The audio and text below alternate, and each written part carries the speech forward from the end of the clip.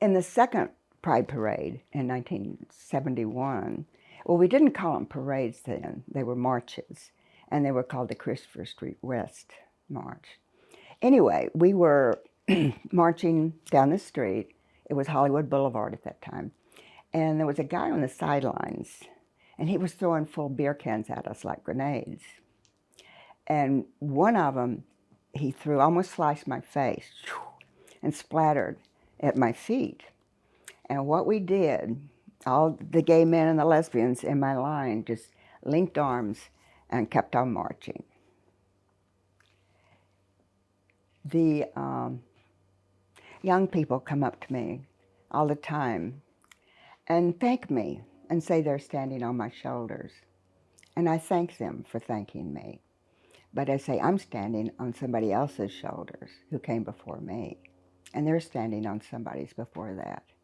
And someday, someone who's younger than you and you're older than you are now is going to come up and thank you and say they're standing on your shoulders.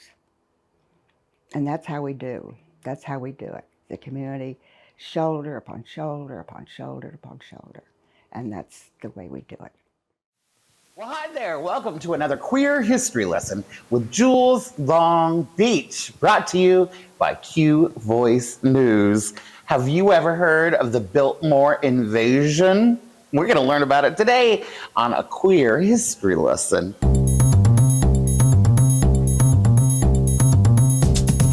Have you heard of the Biltmore invasion? It's a little-known protest that happened at the Biltmore Hotel in Los Angeles that led to homosexuality being erased as a sickness or mental illness. Here's what happened. In 1970, the American Psychiatric Association, which had classified homosexuality as a mental illness, was scheduled to show a movie that advocated curing gays and lesbians with electric shock therapy. Oh, that's shocking. The film screening was scheduled to take place during the trade group's convention at the Biltmore Hotel in downtown Los Angeles. But what the association didn't know is that Carolyn Weathers, a Long Beach lesbian activist with 25 men and women from the LA Gay Liberation Front, had planned a demonstration at their event. They stormed the stage and canceled the screening in what became known as the Biltmore invasion. Carolyn Weathers told Q Voice News, "We were pissed. We were sick of being labeled as mentally ill. Gay and lesbian kids were raised thinking they were mentally ill and sent to institutions because they were thought to be mentally ill. We knew we weren't mentally ill, and we wanted the label removed."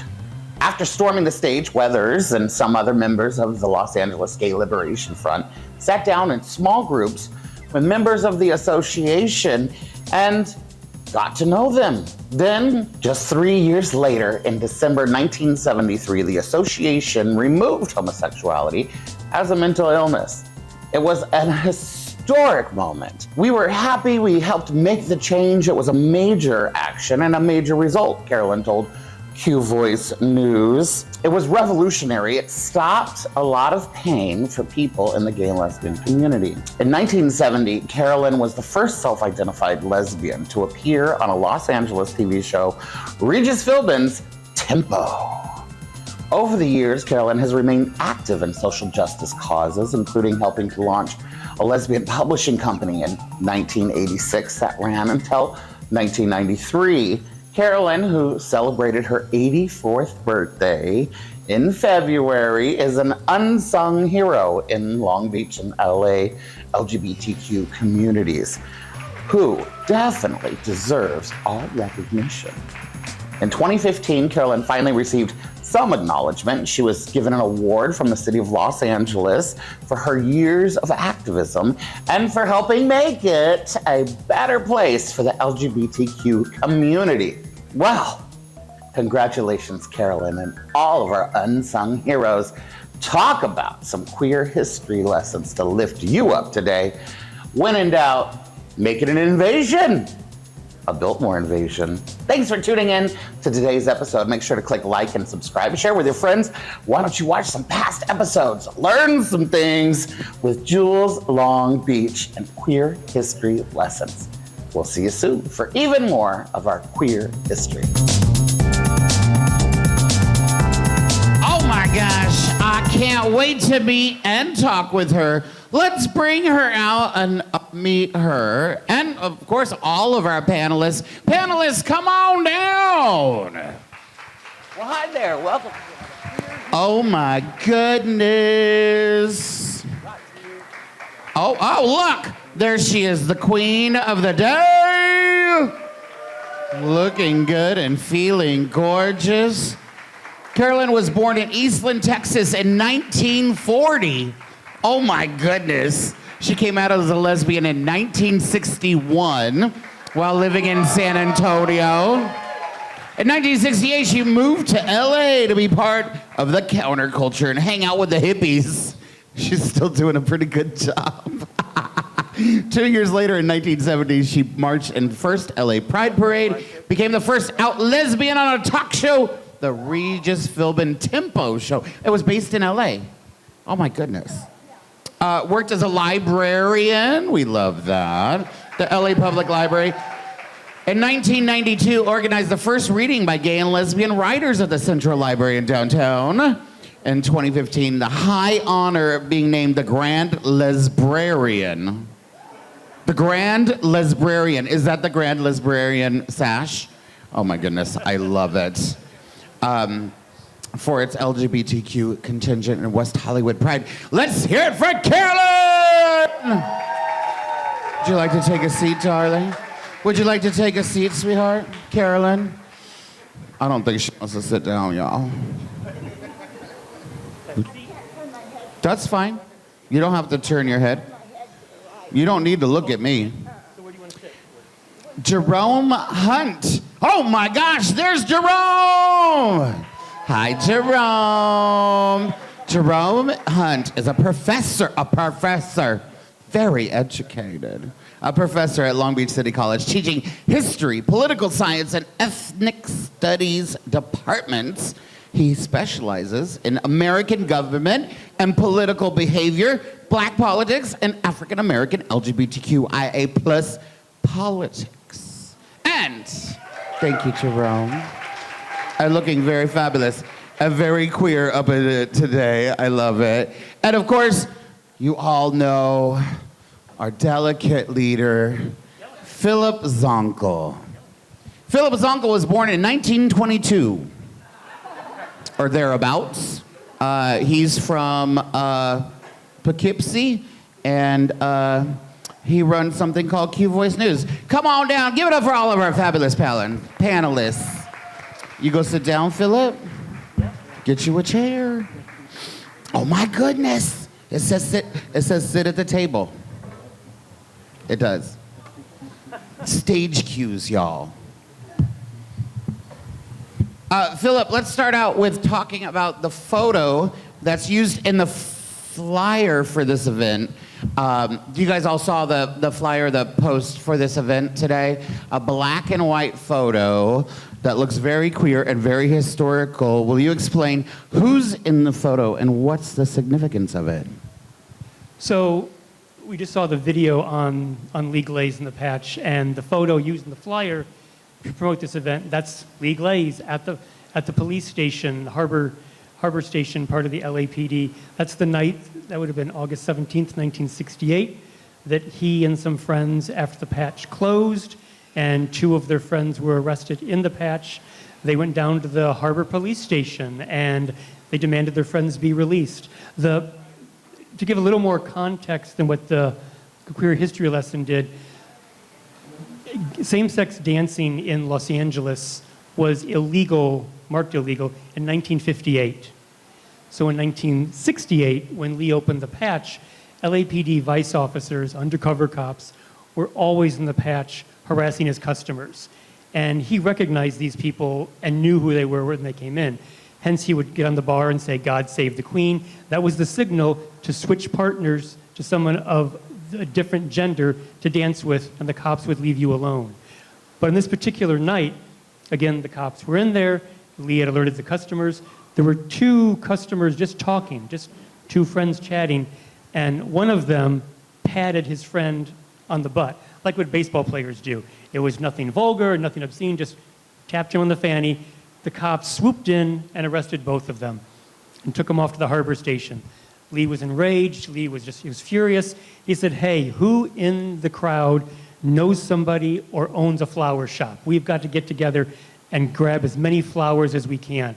So they grabbed gladiolas and orchids and all sorts of flowers, went down to the harbor station. You saw pictures of the crowd. They went to the sergeant's desk, and Lee said, we're here to get our sisters out. And the cop said, oh, who are your sisters? And he said, Tony Valdez and Bill Hastings. And the cop looked up and had this panic look on his face. He called for backup. All these cops arrived on the scene, afraid of all these gays and lesbians that had shown up. But there was no violence. There was no violence of any sort. Lee called this a flower power protest. And they sat there waiting for their friends to be released. And it was, I don't know exactly how many hours, but it was a few hours later, and their friends were eventually released. What's unique about the event at the Patch that night is it happened approximately a year before Stonewall. So that puts Long Beach on the gay history map before the Stonewall riots in New York. That's groundbreaking. That's a milestone for us that is not known enough. And Lee Glaze's name isn't known enough for what he did. What also is significant about that night is after Tony Valdez was released, one of his friends who was there that night, who I've interviewed, Troy Perry. Was that me? Oh. Was that me? Sure. Okay, oh. I'm going to blame you. Oh, it wasn't any. That was my mistake to encourage her. So after Tony was released, he said to Troy, I'm going to disavow my Catholicism. I'm going to disavow God because I can't believe God would hate me so much for being gay. When Troy Perry heard his friend say that, that motivated him to launch and found the Metropolitan Community Church, which was, I believe, the first gay and lesbian-friendly church in the United States. So not only did that event have a significance of us fighting back, fighting for equality, it also influenced Troy to launch the Metropolitan Community Church. What's also interesting about Lee is that Lee had set up a defense fund for other bar owners who were being harassed by the police department. And there was money in this fund to hire attorneys, to help you in court if you had to go to court to fight these charges. Because it was happening, not just the Patch, it was happening everywhere. Period. It was happening everywhere. And, when I met Lee as a very young person the other day, it's interesting because you can tell, and when I met Lee, he was already in an electric chair, which, electric wheelchair, I guess, not what we call it, which I felt probably was illegally rigged to go faster than it should be allowed. He was definitely getting around and being crazy and wild, and always a hoot. Carolyn, did you know Lee or ever meet him? I knew of him. Oh, I don't need a mic. I knew of him. I never met him, no. That's the year I moved out here in 1968, be part of the counterculture and hang out with hippies. But I knew of him, definitely, but we never got to meet, unfortunately, for me. It definitely sounds like you would have been there with flowers too, causing a ruckus. I certainly would. I was in other situations like that. I can tell you one in San Antonio, Texas, if it's appropriate to tell it now or not. Sure. It's the same thing. When we were, the Biltmore invasion is when we were mentally ill. And in 1961 in San Antonio, Texas, we were also illegal.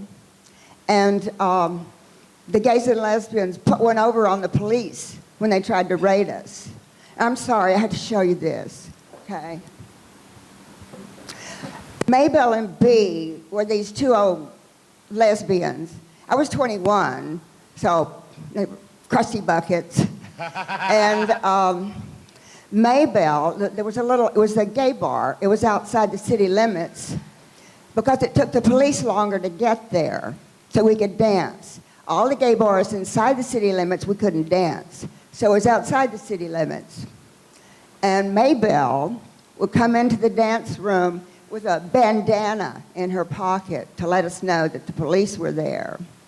So one time we were all dancing. We're dancing the bossa nova. Lesbians together, gay men together. Maybelle walked out with her bandana in her pocket. The police walked into the dance room, and immediately we switched in mid-motion into happy heterosexual couples dancing the bossa nova. And the police were so pissed. So they would walk. You talked about two men barely touching each other. They walked around the dance hall trying to find two men with their hands together or two women with their feet together. And they walked around and around. The more they walked, the more they got pissed because they couldn't catch us. They knew we were gay. We knew they knew we were gay, but they couldn't catch us. And they looked at us on the way out, and they said, "We'll be back." That was it. Thank you. Oh my goodness, I love that, Carolyn. And talk about coordinated. I mean, these days you could barely get my queer friends to dance at all. That sounds much more sophisticated. Oh my gosh. Jerome, were the police tactics that happened at the patch by the LAPD common elsewhere? Like, was harassment by law enforcement of the LGBTQ common during this time? Yes, it definitely was a common occurrence that happened all the time in major cities, smaller cities, and many bar and restaurant owners would do what you were describing in terms of like having different signals to let the patrons know that the police were coming or that they were outside or had just entered the establishment. And in many places across the country, it was definitely even illegal to serve alcohol to members of the community. So there were a lot of different court cases to deal with that and also with the harassment that was there. And as you all pretty much already know, that's what really led to the Stonewall riots, where the massive amounts of abuse by the police officers who were constantly coming into gay establishments just trying to find patrons to arrest them. And for those that are not aware, at that time, in many places, if you were arrested, your name could be published in the paper. And sometimes they would even publish your mugshot as well. So it would cause people to lose their jobs, lose their housing, lose connections with family members. And there were many cases of actually individuals that after they had been arrested by the police, they would commit suicide because they didn't really know what else to do because they had been publicly shamed and basically society had really turned their backs against them. Oh my God. That is wild. At this time in the late 60s, homosexuality was considered a mental illness, and LGBTQ plus people were considered deviants and perverts. Carolyn, you did something amazing in the Biltmore invasion. You touched about it briefly. Can you tell us a little bit more about it, or what was your motivation to be involved in that? Or were you this May I stand up again? Sure. Okay. I like to stand up. Do it all. Okay, I want to show y'all what we did. Okay, the American Psychological Association was having their annual convention at the Biltmore Hotel in downtown Los Angeles.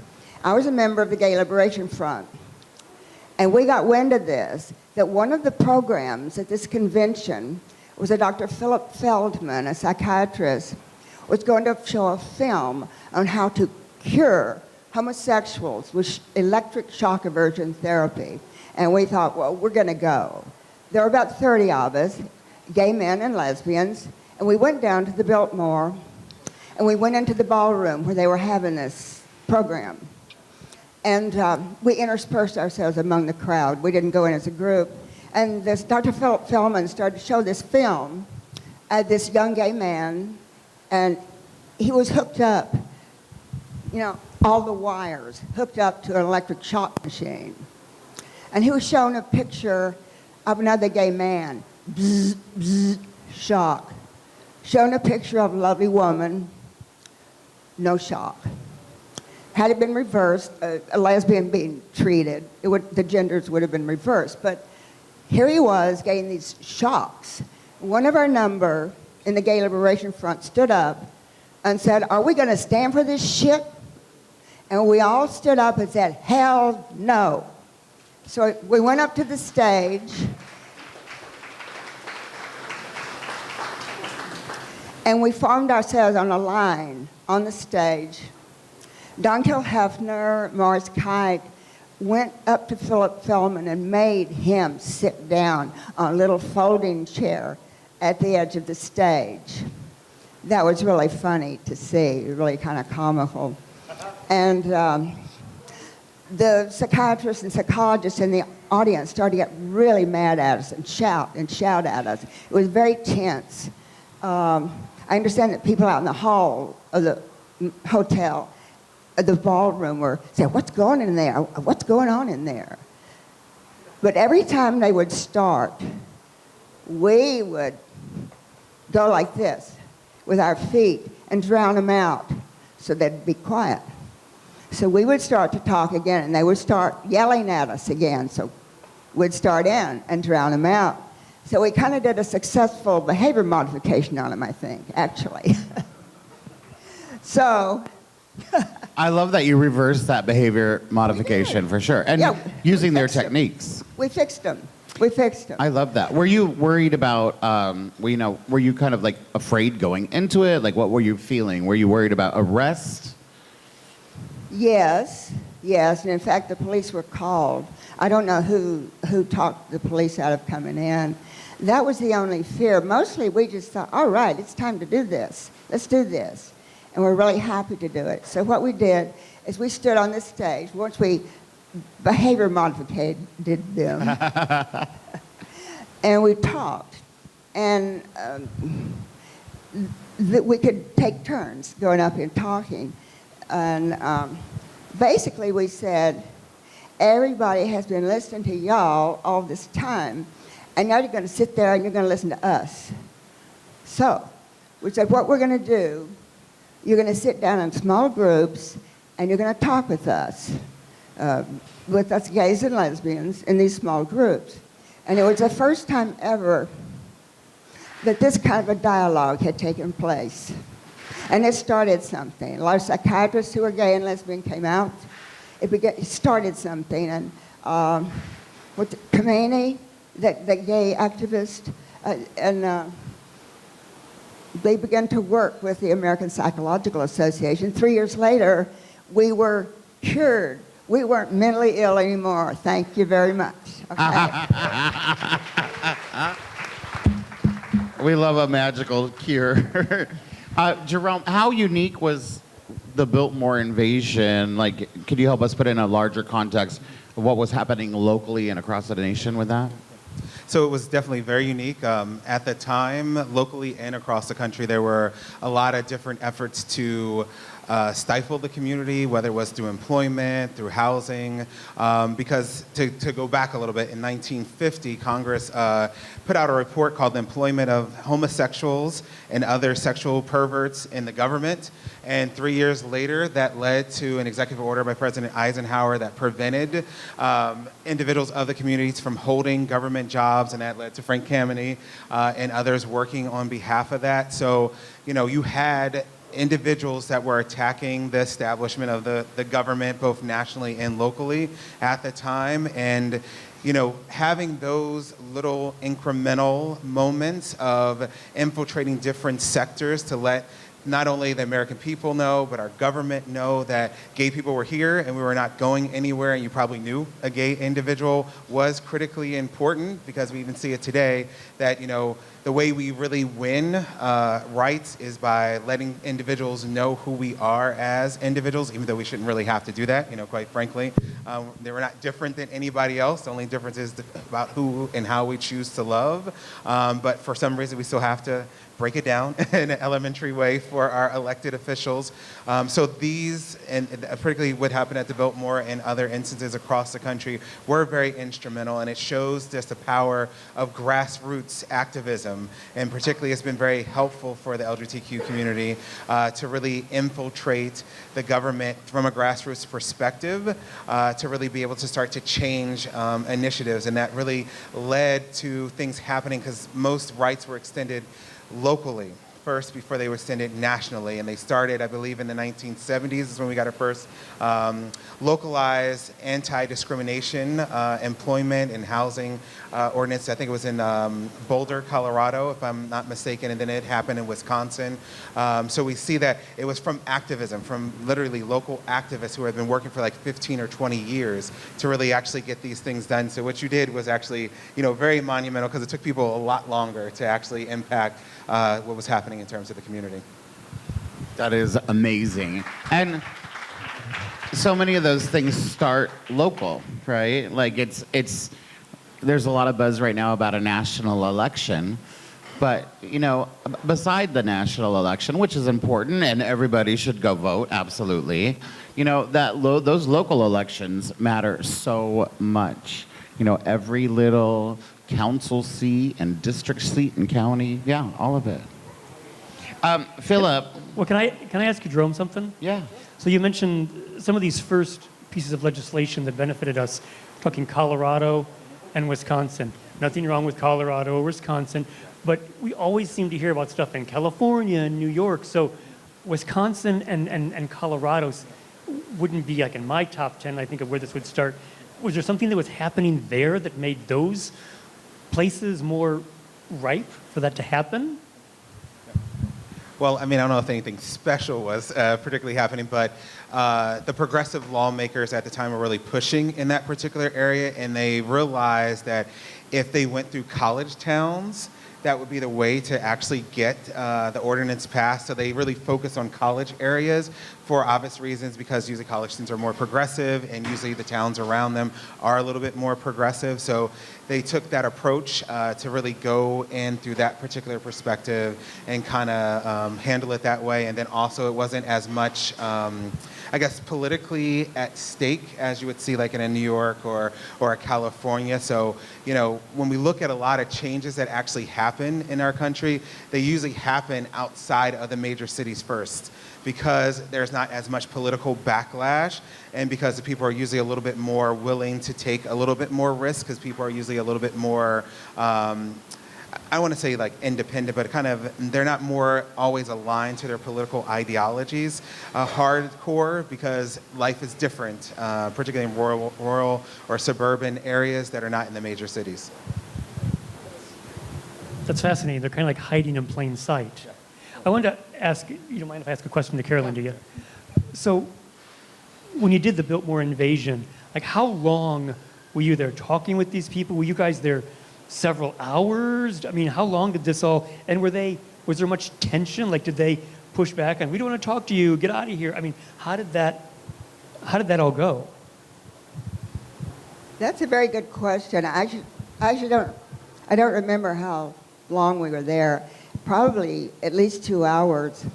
And interestingly enough, they changed their attitude when they sat there and talked to us as these human beings. I remember one of the psychiatrists said to me, "This is the first time I've ever met a happy homosexual. I wonder why." But they've completely changed. Even those who had stomped out came back and sat down with us, and by the time this was over with, they started to change their attitudes towards us, because it was the first time they'd sit down and had a dialogue with us like that. So it was amazing how fast they began to think, hey, these people are okay after all. It was interesting. In that one setting, this wasn't over a series of days or weeks, in that one, and the people that left actually came back. And these are professionals. These are all psychologists and They were psychiatrists and psychologists, yes. And they were professionals. They completely changed. We can't hear you. They completely changed. Even the ones that I said stomped out, they came in and listened, and just in those 2 hours. It didn't take 2 months or 2 years. It was amazing. Again, because they sat down with us and talked with us. So it was right then and there in those 2 hours, yes. One more question for you. Sorry. What was I going to say? I forgot. The bright lights got me. Shoot. I mean, Oh, I do that all the time. As I said, Philip is very historical.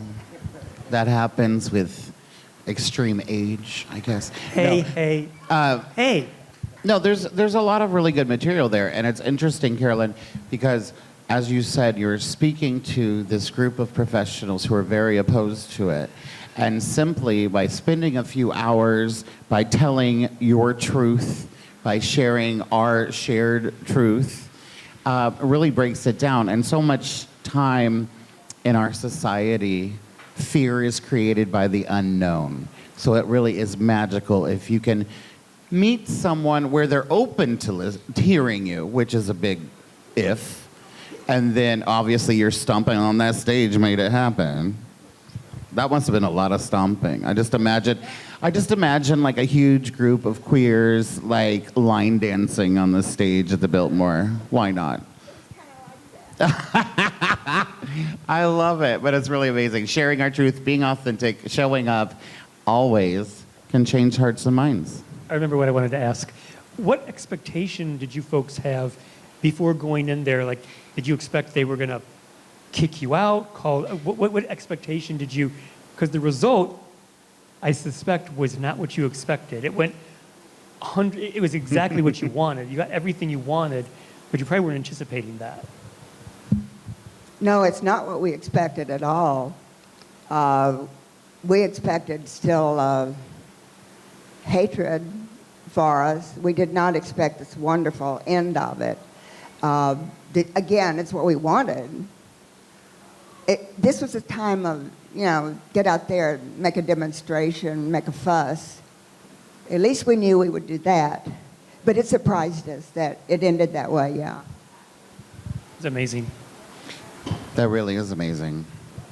Philip, I know I give you a hard time about being so ancient, but how did you start with reporting on LGBTQ community? Like, how did that come about? I was watching Dynasty one night, and Oh my God. just kidding. It actually was a weird. I don't know. It was an unusual winding road. When I came out to California, I got a job at a local newspaper. I wasn't necessarily out, but I guess everybody knew I was gay.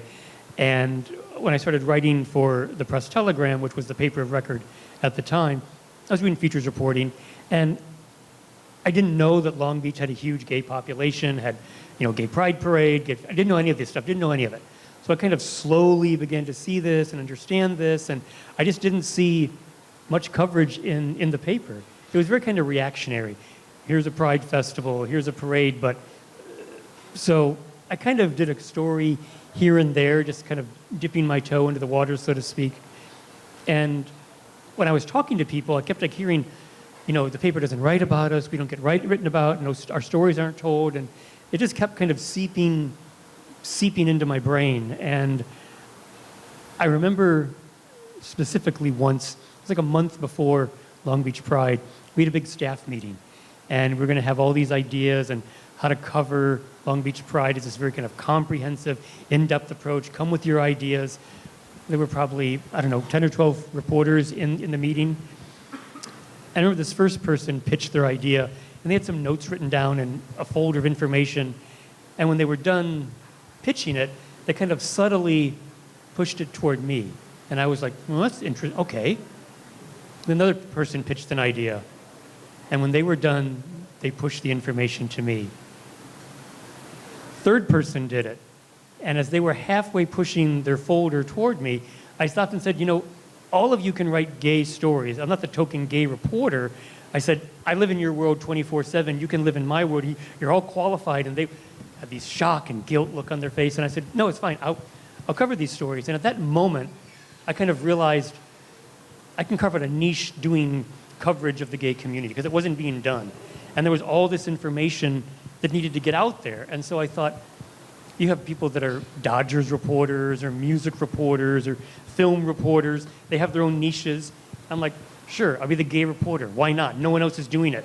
That means that I'll get all these stories and I'll have all these ideas and all this stuff will get covered, and it'll be covered in the way it should be, in the kind of nuance, I guess I'll say what, through a gay lens, because so many times I'll read a story, I can always tell when a heterosexual person writes a gay story, because the headline is always, well, they don't write headlines usually, it's a copy desk, but they always miss the point.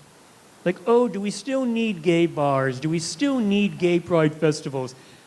And it's like, that's like the laziest idea for a story ever, as opposed to flipping it and saying, here's why we need them. Here's why we need these events, need these locations, need these spaces.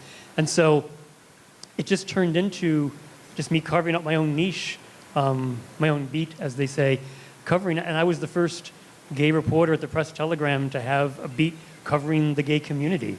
And that evolved into, what, like 2012, 2013. Started doing a lot of research about, you know, the LA market and how many media outlets were around and publications and whatnot. And I just saw there was this desert of local coverage. All the national stories were getting covered, which is important, and that's great, and it needs to be covered. But nobody was covering the local stories. And like we just mentioned about city council meetings and about elections, you know, all politics are local. And so people need to know, news-wise, what's happening in your own backyard. If you don't know, you have no idea what's happening. So that led to me launching Q Voice News. And There you go. there you go. That's amazing.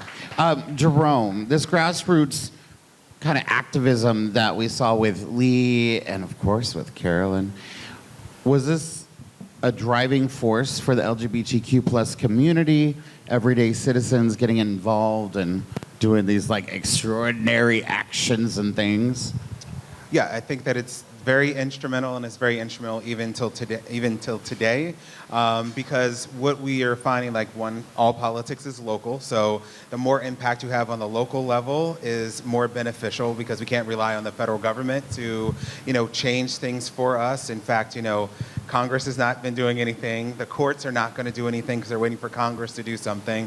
We have a presidential candidates that, you know, one is definitely not going to make anything happen. Other is going to try as hard as they can. But we do need those grassroots organizations to be able to do things, especially because with the growth of all the anti-LGBTQ laws that are popping up all across the country, it is really important, and it really needs to start from the community to support our youth, because they are the ones that are really being attacked right now, and they are the ones that are the most vulnerable because they don't have a voice. So we can provide that voice to them by supporting GSAs, by talking to parent organizations. If we don't have any children that are part of the school system, we should still be showing up to school board meetings, because, you know, they're trying to take it out of the curriculum. They're trying to make sure that, you know, we're not being represented at all. And I have 2 young children, and I can only imagine how my children will feel being in a history class somewhere and are not even mentioning any gay people, any black people, and particularly any people of color at all. So we do need this grassroots activism to really bring the attention back home to what is actually really occurring, and most of it's really taking place right now on the state and local level.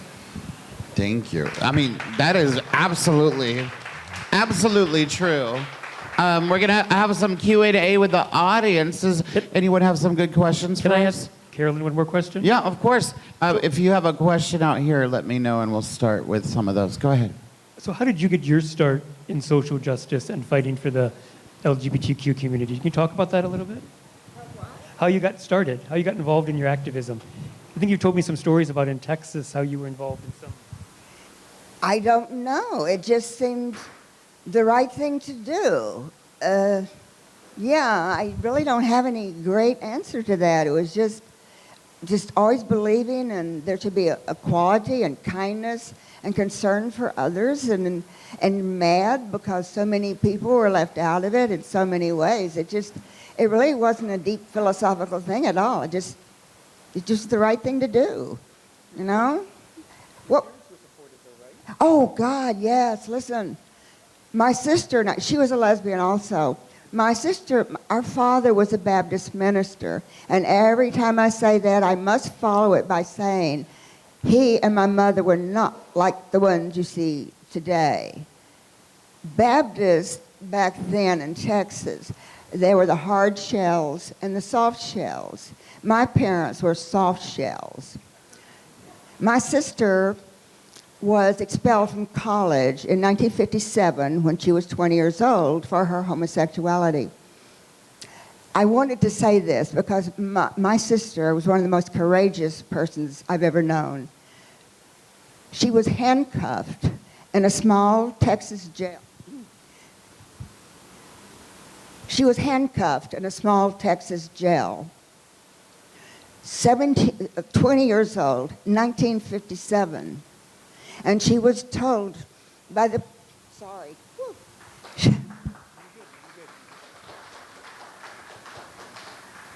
She was told by the police that if she repudiated her homosexuality, she could return to college. And she refused to repudiate it. She did not repudiate it. Our parents always taught us to stand up for our principles, and she did. And she got expelled from college. She came to Los Angeles. She became a leader in the LGBTQ movement. She was on the stage at the Biltmore too. I have a picture of her speaking at a rally, the Briggs Initiative. It was on the cover of a gay magazine, I don't remember which, 1957, and she's going like this, and the title says, Woman of the Times. That was my sister. And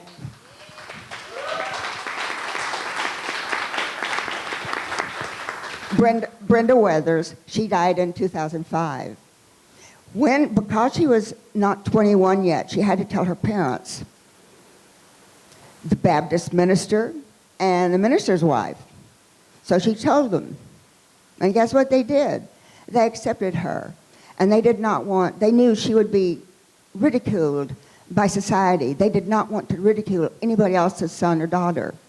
So they accepted all her gay and lesbian friends and lovers ever after into their home and always to their parties, inviting them to lunches. And when my mother died in 1988, I went back to Texas, of course, for the funeral. And I was in the visitation room before the funeral. Soft organ music, mother was in the open casket. No one was there at the time.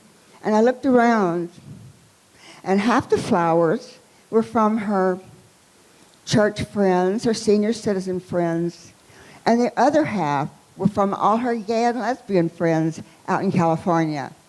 The minister's wife, okay. I guess that was it?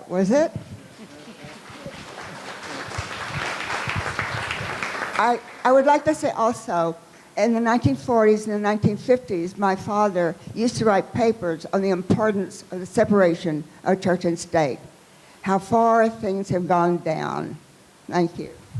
You and your sister were involved in a lot of activism together, right? Oh, God, yes. You could talk a little about that with you. Well, yes, my sister and I were involved in a lot of activism. Women's liberation, LGBTQ, farm workers, we just did it too. We had a gay cousin, Ralph Pemberton, who was a soldier in D-Day.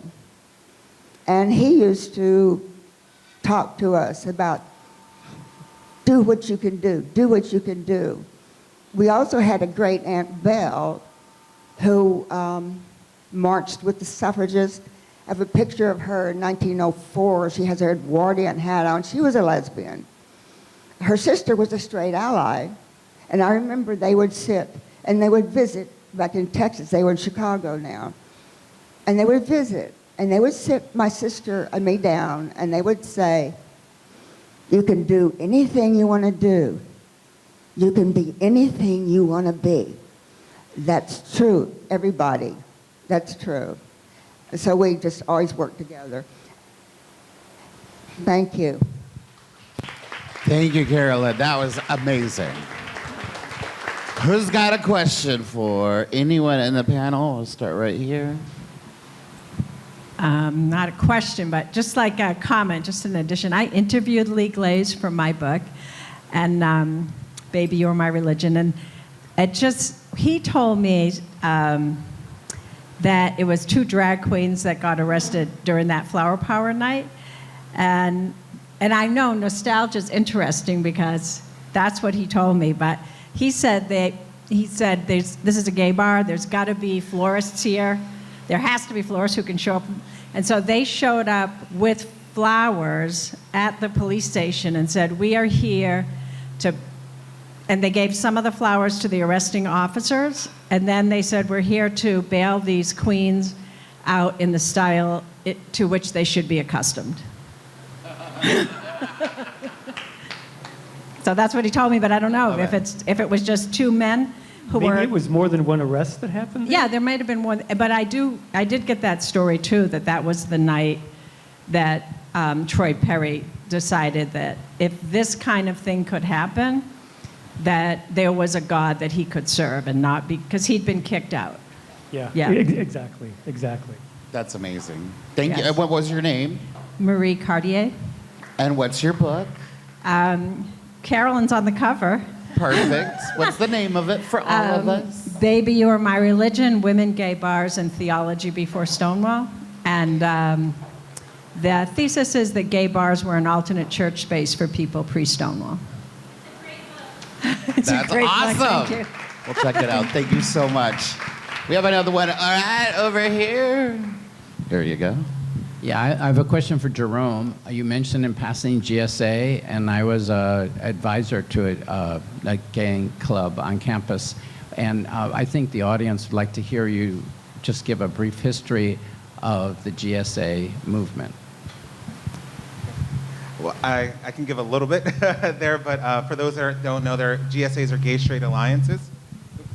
And they are in schools across the country as a way to protect LGBTQIA plus identifying students and allies. And what we do know is for schools that have established those, and there's an organization called GLSEN, the Gay Lesbian. Oh goodness, I forget what the acronym stands for. They don't go by it. They just go by the acronym now. But they track GSAs all across the country.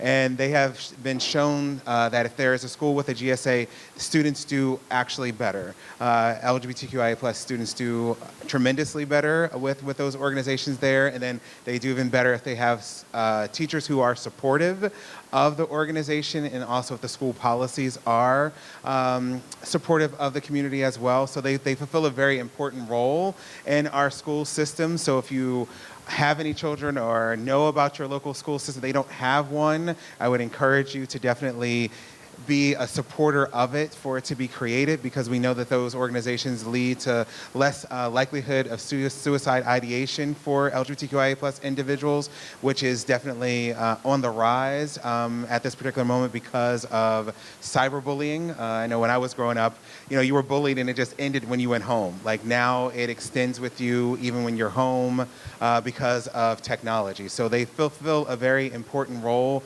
for our community. Thank you, Jerome. Was there another question back here? Right over here. It was intense. Hi, thank you all for this lovely event. And Carolyn, thank you for your service. We appreciate all of your work. I'm a queer historian who I focused my dissertation on the gayborhood here in Long Beach. So this is so great because when I did my research, there was not a whole lot to draw from.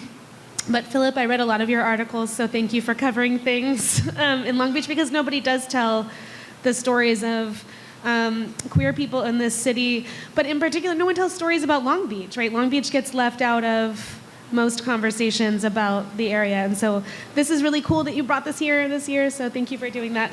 My question is, so I'm interested in Jerome and Carolyn kind of in tandem taking this, because you talked about GSAs in school, we talked about activism, and I have a daughter in public school in Long Beach Unified. I have a friend who's a librarian at a middle school in the neighborhood. And currently, she has students who are starting a book club, an LGBTQ book club on campus, which is so exciting. And one of the books that they're going to read is approved for elementary and middle school level by the district as approved for the kids to read. But the school's asking her to send permission slips home for parents to sign to approve it, which is clearly, one, against the policy, and two, discriminatory for a whole lot of reasons. I don't necessarily need an answer about this specific issue. That was just to paint a picture of like, yes, Long Beach is so, I love this city. I will sing its praises till the day I die. I will never leave. But, it's super queer friendly, but at the same time, we still have our shit, right? We still have this shit that's going on. How do we use this nostalgia, to borrow Marie's gesture back there, right? How do we use this nostalgia? How do we use activism? How do we use the news? How do we use this kind of connectivity with one another to make sure that we're continuing that momentum that, our, people have been doing since the dawn of time, right? Sorry, long-winded. Thank you. A basic question since the dawn of time. Thank you for your limited skill. I love it.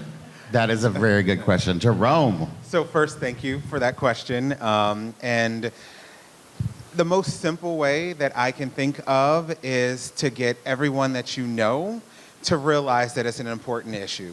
Like, it doesn't matter what their political ideology is, what their socioeconomic status is, the color of their skin. It doesn't matter. What we really need to get our community to understand is that even in areas where we are supposedly in a gay bubble, where a queer bubble, where we're perfectly safe and protected, we're not always protected. And even if we are, we shouldn't have to live within a bubble. You should be able to freely move and go wherever it is that you need to. But then also, we really have to start treating our children like the adults that they are going to become. Because we like to believe that our children don't know a lot of things. And like I told you, I have 2 small children. They're 3 and 4, going on 30 and 40.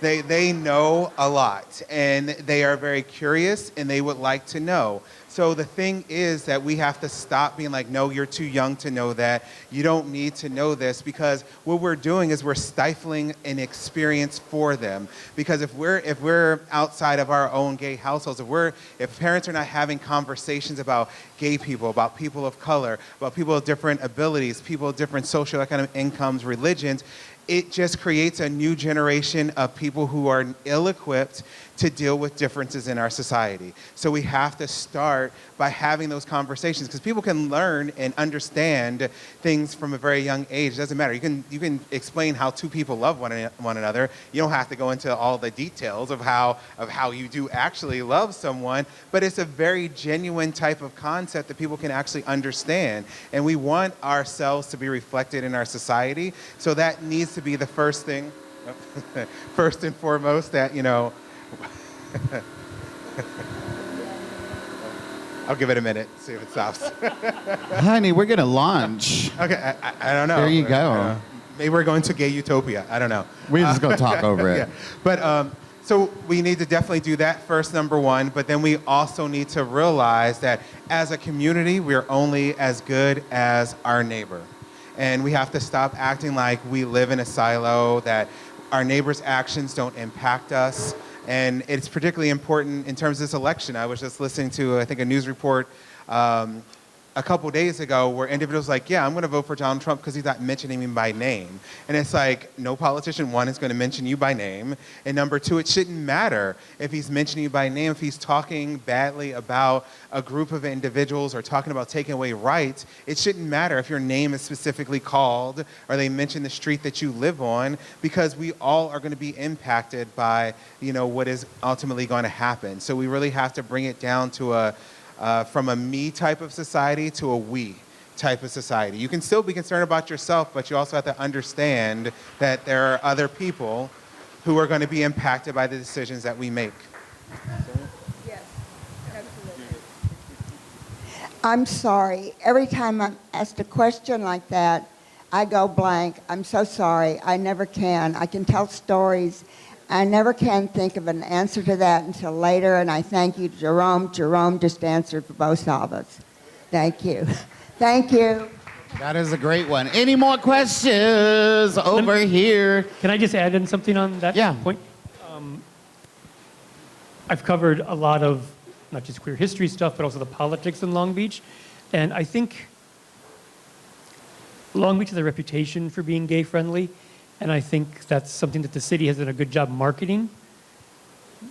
But I think the citizenry, all of us and our friends and et cetera, have to really ask the question, what does that really mean, be gay friendly?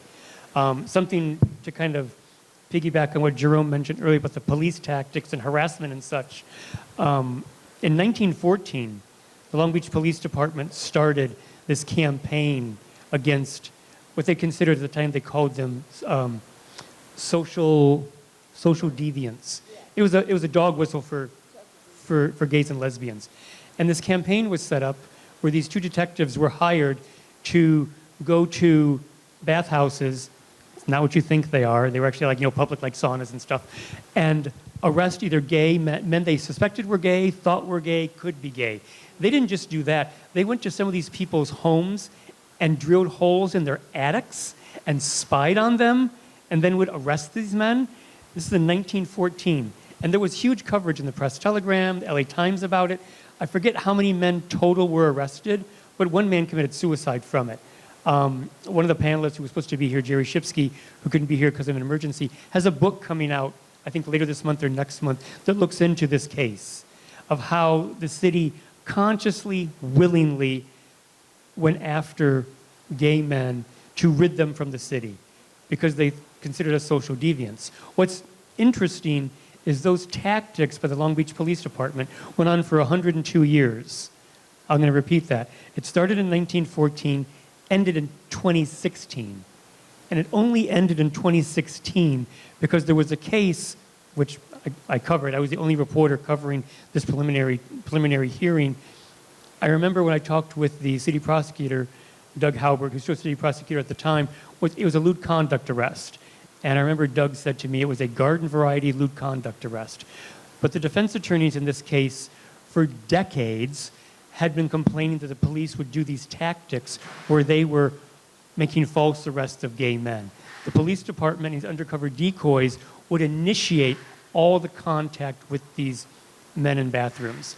And when the men would reciprocate some sort of interest, exposing themselves, all of a sudden, these decoys would say, "Oh my God, I'm offended." But for the past 10, 15 minutes, these decoys were pretending to fondle themselves, touch themselves, nodding to these. They were totally egging these people on. And in this 2016 case, I remember when the judge issued his ruling and he read it from the bench. I don't cover a lot of court stuff, but whenever a judge reads something from the bench, it's significant because the judge wants you to hear every word they're saying. Normally, they're like, "Here's my ruling, have a nice day." When he started off, it was very kind of, "Here's the facts of the case, blah, blah, blah, blah." And then when he said, I'm throwing this case out, I find the Long Beach Police Department discriminated, and the city prosecutor's office engaged in this abhorrent behavior for like 15 minutes. The longer he spoke, the harsher his ruling became against the city and against the city prosecutor. I mean, it was this historic event. It never had happened in Long Beach court history where a judge had thrown out a case like this in a preliminary hearing. And he ruled against the police department. And the arresting officer was there, and one of the assistant city prosecutors were there. And as he was reading his ruling, they were fidgeting, they were angry, and they were just enraged because this was the first time a judge said, "You guys are attacking gay men. This is totally wrong." And supposedly the police have stopped those tactics. They were supposed to have. I haven't heard of anything happening since then.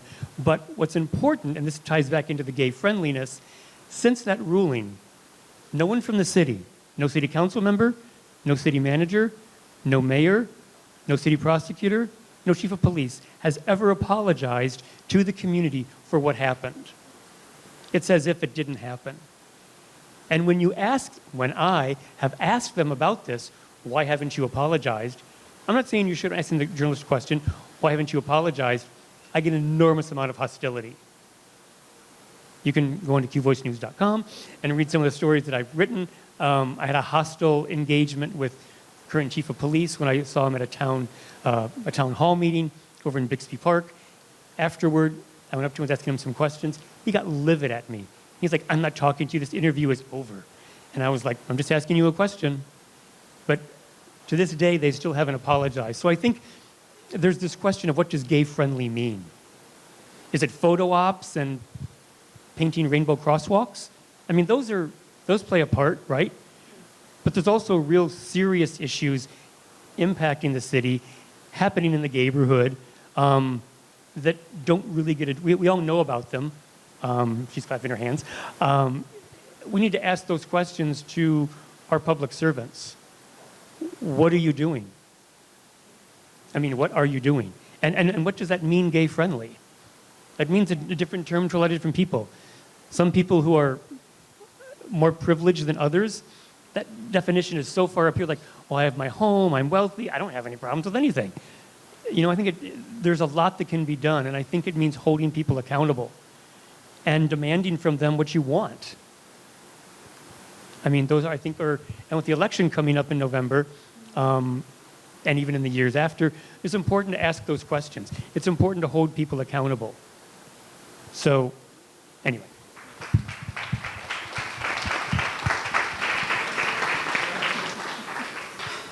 I just wanted to say, as an afterthought, the American Psychiatric Association is the only national organization that ever did publicly apologize for what the harm they had done to our community. So that's another thing. So thank you, APA. I appreciate that they actually stepped forward and did do that. That is huge, and of course, for any institution or body. I think we're going to probably take one more question. Hi. Hi. What's your name? My name is Andy. Oh, rough. Hi. Hi. My name is Andy. Hi. Thank you so much, everyone on the panel. Hi, Carolyn. Nice to see you. My question is about this time in our history coming up. We're coming on a very important election. What can we learn from history to help us prepare for November?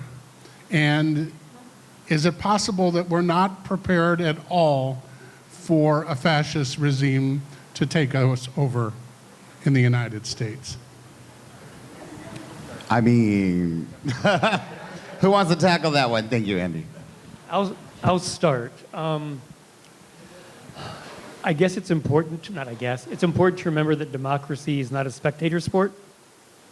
I mean, we've heard this for years. We've heard it in civics classes, right? You got to be involved. You have to be involved. You have to be aware. You have to learn about your candidates.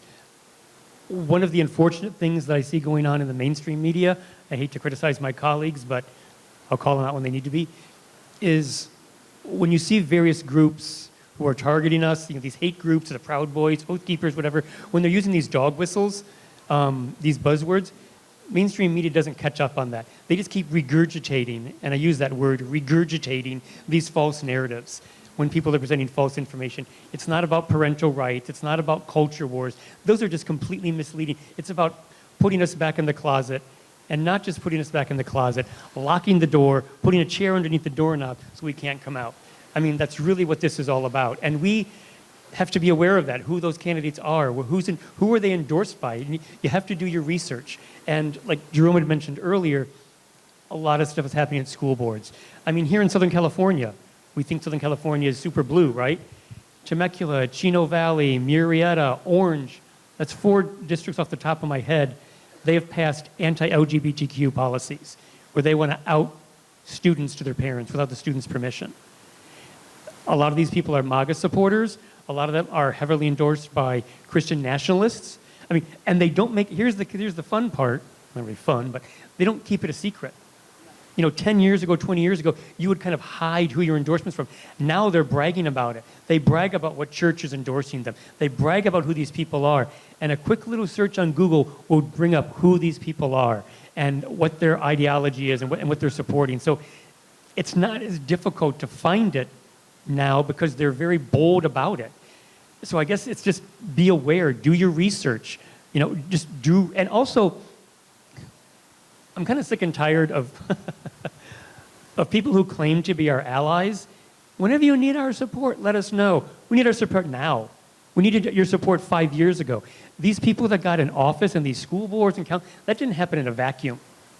They were elected and got in office, or people who should have been voting didn't vote. So that's what you just need to do. You need to be involved and do your research. And also when it comes like the local level, a lot of these people are easy to access. You can pick up the phone and their phone numbers, their campaign numbers, call them and ask them questions, hold them accountable, find out stuff from them. I would definitely add that we have to think about our job doesn't just begin on election day when you go, or it doesn't end, and then, when you go and cast your ballot, that is actually the beginning of the job that needs to be done. And what we have to start doing is, and I tell my students this all the time, is like, criticism of politicians doesn't mean that we don't support them. It means that we want them to do their job. And that's what we have to start doing with our locally elected officials, our nationally elected officials, is hold their feet to the fire. Because right now, in this country, Congress is the only job where you can go in poor and come out a millionaire.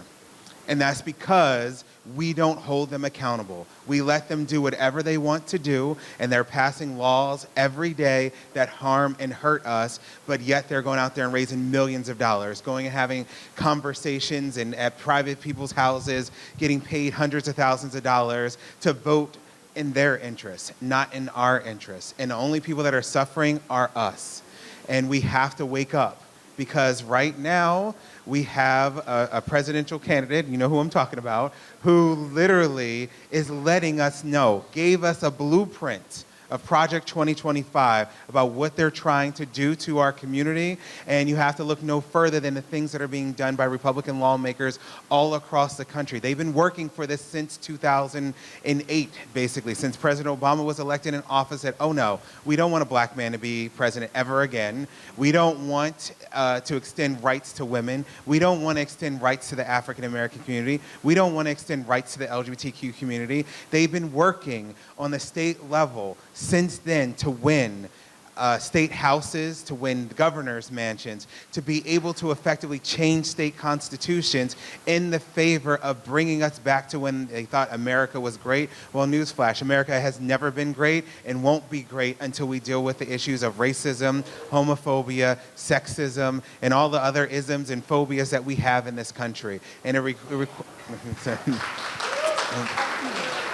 and it requires us as a people to hold our locally elected officials accountable, because since 2018, we've gone from, I believe it was like 54 anti-LGBTQ laws to over 500 across the country in like 5 short years. So they're counting on people not paying attention, and what it requires us to do is to let others know why this election is critically important, why every election is critically important.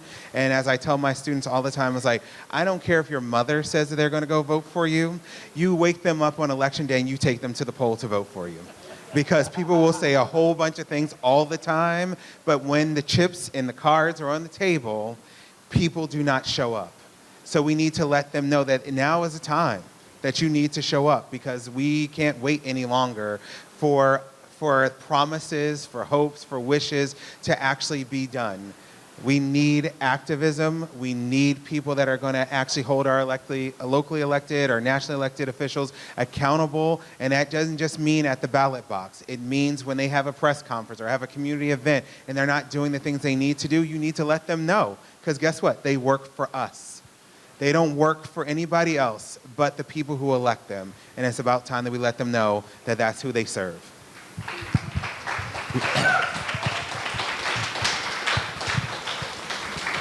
Jerome, you inspire me. Thank you. Yes, you say it. Jerome says it. I was just going to say, unfortunately, there are too many people who don't know history that they say, oh, this can't happen here. For instance, fascism, oh, not in this country. In some ways, they somehow must be taught. When I was a librarian, I always encouraged people, don't be afraid to ask me anything. Don't be afraid to come out, ask for a book on Trumpty Dumpty. It could mean you're against them. You want to know what they're saying. encourage people to learn what those people are saying. It can happen again. It is happening again. I forgot the rest of it, but thank you, Jerome. Jerome says it. That is absolutely accurate. Thank you, Carolyn. It's definitely happening again with over 500 pieces of recent legislation. Philip, we've been talking about the election coming up and all these political things. I heard there's some exciting news you have for us. Oh, well. So since we are talking about politics, I just wanted to share some exciting news about Q Voice News. We're part of a cohort of 11 LGBTQ newsrooms across the nation who've joined to cover the November election through an LGBTQ lens, covering local races, school boards, city councils, where we've seen a lot of these attacks happening against our community. It's called the Queer News Network, and it's a groundbreaking project because this is the first of its kind in the nation. It's never been done before. If you want to learn more, you can please scan this QR code. Smug, can you move that QR code around a little bit? There we go. Thank you. So you can scan that with your phone if y'all are hip enough to know that. There you go. But we can also go, of course, to queernn.com. Also, just because we're talking about Q Voice News, if you want to keep up on all the news that we're covering, please subscribe to our newsletter. You can scan that QR code. The next one. The next slide is the newsletter for Q Voice. There we go. Thank you. There we go. There's the QR code to sign up for Q Voice News for our newsletter. And if you want to support Q Voice News, because our coverage is free to read and watch, but it's not free to produce, you could scan this QR code to donate if you would like. There we go. So all of those things go together. Code. Once again, the website for the Queer News Network is queernn.com. Correct. And thank you to Q Voice News. We really hope that we can bring all kinds of more fabulous programming here, and that really means we need your help and your support. So if you can donate, please do that today. Thank you all for coming. Really, really appreciate it. May I say one more thing? Absolutely. Real quick. Jenny Wren and I had a lesbian publishing company, 1980s, 1990s.